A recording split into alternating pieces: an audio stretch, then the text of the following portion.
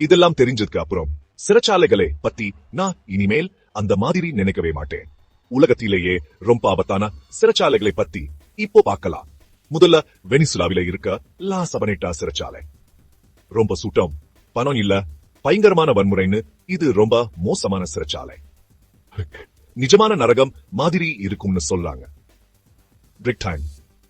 அடுத்தது ரஷ்யாவில இருக்கிற பிலாக் டால்பின் சிறைச்சாலை. ரொம்ப கூரமான குற்றவாளிகள் எல்லாம் இங்கதான் இருக்காங்க.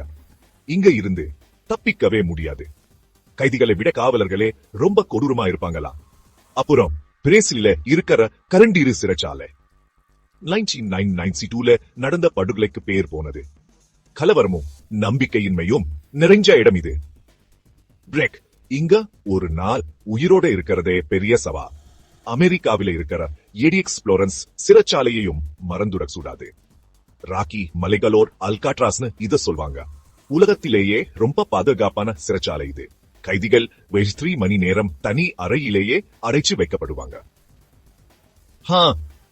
இந்த சிறைச்சாலைகளை பத்தி நினைச்சாலே பயமா இருக்கு இல்ல.